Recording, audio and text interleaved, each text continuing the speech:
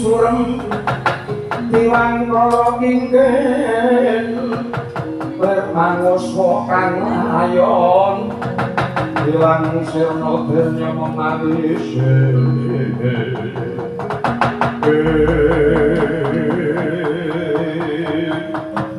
jagat dewa katon jebul kaya ngene kahanane para kawulaku ing Purwacarita dina sampun padha nandhang kecintaan kasangsaran uripe merga pari-pari kang padha dipanen kabeh padha dadi watuhe sang paraming kayung kenging menapa lampah kados mekaten ingkang kula sandhang Bapa Akasa Ibu Pertiwi kenging menapa paduka kekalih kados mengaten anggenipun paring coba dhateng ing wayah Dasatruwa loyak nayok Baskara Titi Mangsa sayekti ing kono angesti bayaning Wisnu sejati bayaning Wisnu sejati nggih Sang Sri Mahapunggung ngawuningani kawontenaning praja nggih para kawula nggih sami tetangisan kalunta-lunta saipun ing mriku amupus kanang kanca indriya sajuga kang sinidhi kala linanti manding pagyaning Derawana saiki mateni babahan Nawa Wiwara mapan jalma menungsa sayekti ana babahan sanga kang dadi wiwarane mung sajuga ingkang dereng kinareng kinarbupa yen kala durung tekan titi mangsane kinanti nggih mangsang akarya loka kondur kasintandak lumampah pangestine dadya kasumbatan kang dadi ciptane kemating mantira pedhot ingkang gegala ing sajroning kraton Purwacarita angliputi saindenging bawana jawuh ing antarane panas kelawan jenjem sajuga panas dadi dosane nanging presan juragan tampu awan jenjeme ya merga endung kang mati saka katentreman sining Gusti kang nandur wonten ing jagat Purwacarita pantening smedi dadi ing kono pari-pari saindenging Raja Purwacarita saking pangestine Sang Sri Mahapunggung bali kaya wingi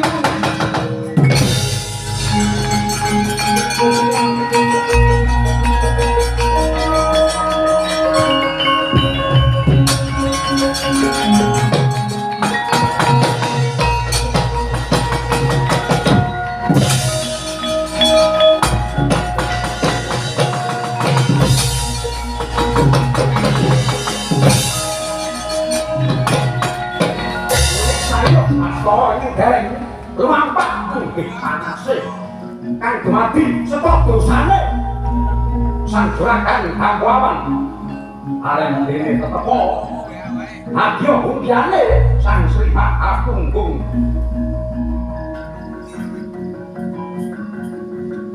bijil saking angganira adya karma pala kang samangke saged sinandhang marang sandhaning para purba saking lampahing juragan tampu awan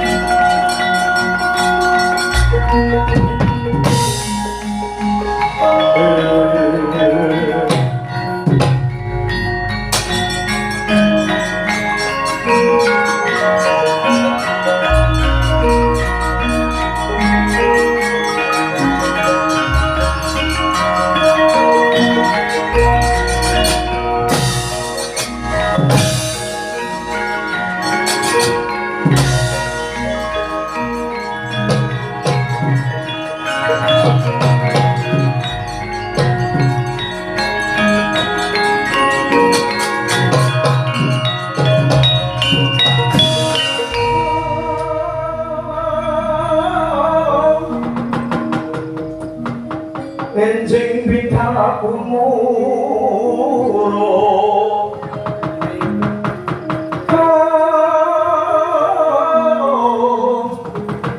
saking negeri Pajanyo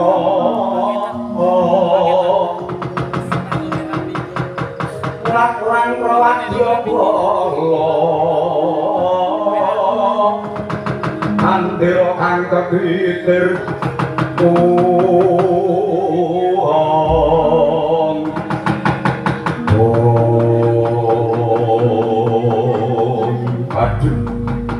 Kakang Mas lampanipun negeri Purwacarita kados mekaten Kakang Mas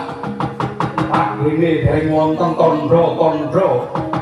kasampunan sejati ingkang saged sinandhang wujuding katentreman saketahipun. Wah, dadak pola Ojo wasulang lan pitaya wae karo Sri Mahapunggung bapakku. Sapa gawe bakal nganggo, sapa nyilih bakal ngulihke. Sapa kang tumindak ala wahyune bakal sira inggih Kakang Mas. Lajeng kersa paduka Kakang Mas gendhuyu ditenangke kados pundi? Mundi dawuh Sri Mahapunggung bapakku. Kowe tapi nom-nomaning negara iki aja gampang. Namtukake rasa susah, rasa sedih, rasa semplak sabab. Wah. Ora bakal mantek upenging saged iki ya mung merga saka sedihmu, ya mung merga saka susahmu. Artine pancen saged iki mung merga sebab kabeh ya mung nyangkul marang kewajibaning Gusti supaya tumindak atil kaya dene bapakku Sri Mahapunggung.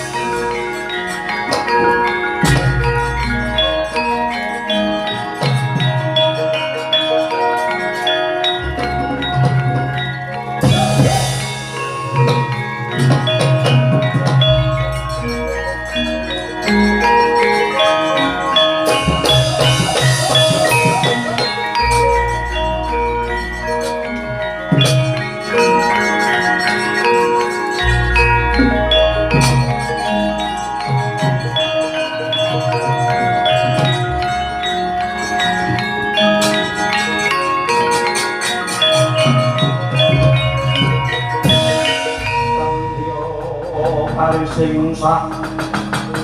saya tidak dia bodoh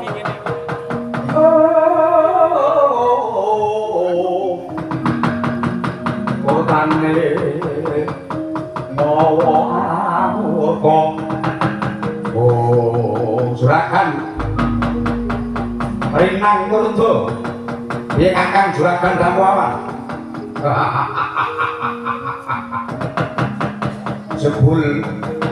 wong sajroning Purwacarita ora bisa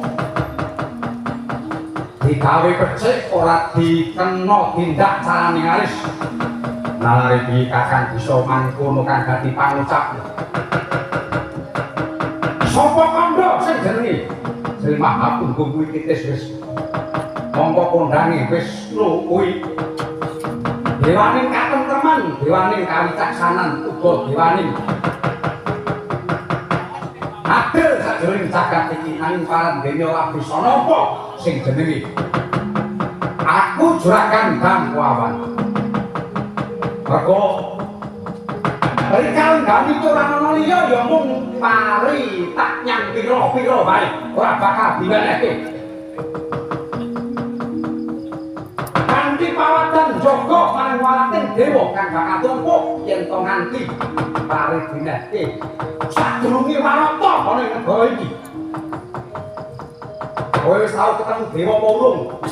durung kakang padha karo aku yo durung tau ketemu oh la la la la la la la la wonten paring dawuh Gusti kowe ngerti lalatan tanah Jawa kok nggih ngertos mawon wong asal mulanipun kula menika dibuang saka kayangan niku tibane wonten ing tanah Jawa menika bila ngerti insyaallah kula ngertos Bos Kasama dulu badhe takon menapa lokasi menapa papan-papan ingkang saged membahagiakan menapa papan-papan ingkang kinarya dadya keremenan paduka menika ropian seneng-seneng ngoten dudu kuwi kok pancen wong Jawa iki ngene iki nggih wong Jawa niku embane kaya driji lima menika embane kaya driji lima menika upami gegem menika sentosa nek megar menika merdeka ngaten pripun ajeng pripun ning nyatane ora kaya ngono kok nyatane beda karo menemu belum penemu sing pundi kekuatane wong tanah Jawa ora bisa nampa sepat kang tak ucapake arisun pari sing mapan nyumbung kabeh dadi watu kok niku kaya dene jenengan niku mung menebar kebohongan seneng apus-apus seneng gawe sulapan seneng kulino ngecake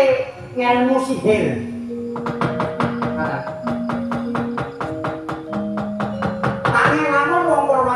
mboten ngerti patak mantune wong sabrang kaya panjenengan niku. Tangel lamun yen ora bisa ngentasi karya saking kupata saking panjenengan niku. Tangel lamun mesti iso niku mesti iso. Ngono. Nggih. Mulanipun saderengipun menika panjenengan ten mriki mung dadi bandhan nggo saniki bali mawon. Kanyata Drona Tandha-tandha di nggih Kakang. Rasaken paduka Kakang Mas Juragan Bangkuawan dereng wonten ingkang saged anandhingi wilanipun kula kinten menika dados karma pala saking Gusti Kang karya jagat kangge wong Jawa menika saiki bajure saderengipun dados kawontenan santes monggo kula panjenengan sami minggah ramon kemawon kumpul boten sak gugu dateng titisen wis luhayi takut ke dia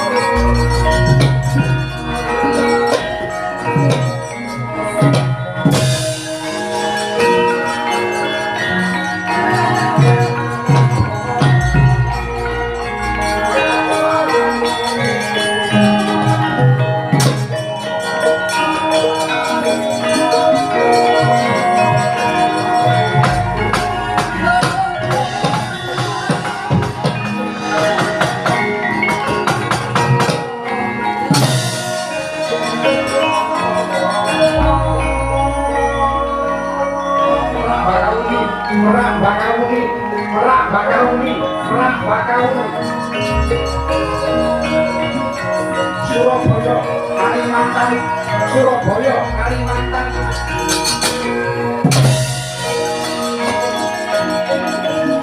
Tanjung Priok Tanjung Perak Tanjung Priok Tanjung Perak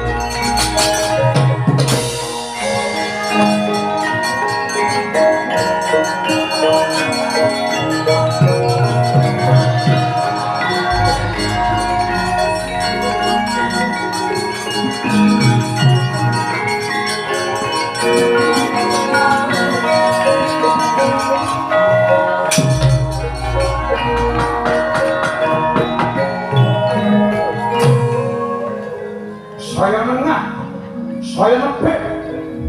nenggih ramon tetiga saking telenging daratan ngambah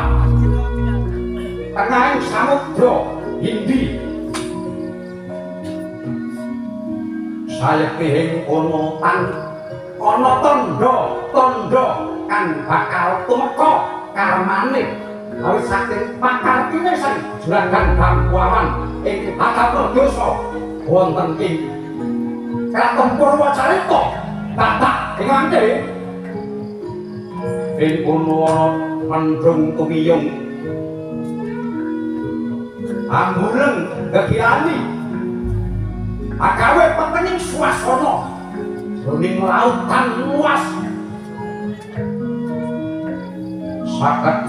saketap ing mriku dadya kageting raos sangganing para ing mapan wonten ing raon ketiga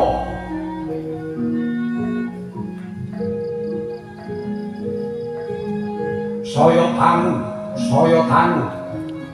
pancine ing mriku bedhug tengahe wis gumlewang mangulon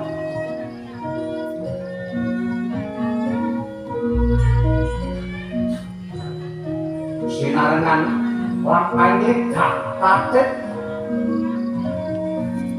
yo angin kang saya ageng kaya dene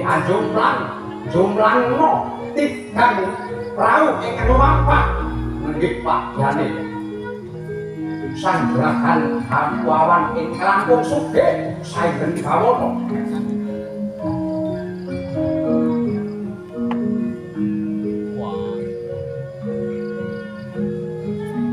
Tadak mangke ombak gumulung sak gunung ampuh lamun ketiga temake mangke habledosaken prau tiga ingkang lumampah wonten ing samudra Hindi ngandur adiratu alat andulat ngakoso prau telu habis siji harus pola dar gede teman angin golaken megatos ingkang benjan bisa medhot kula dawa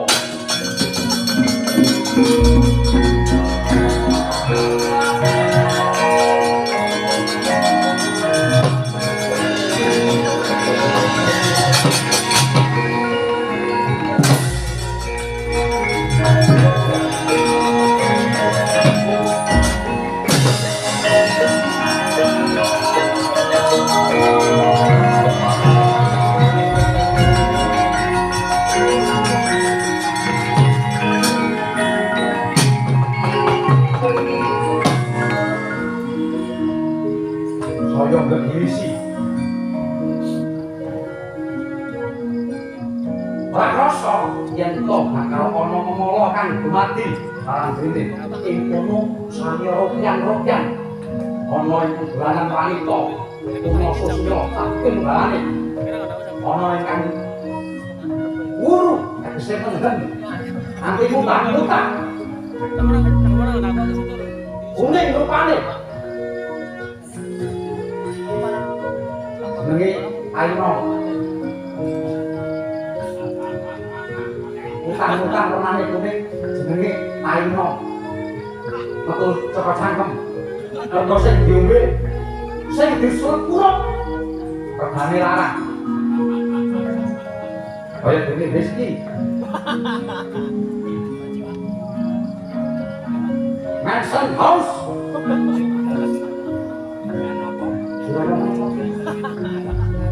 Aslan.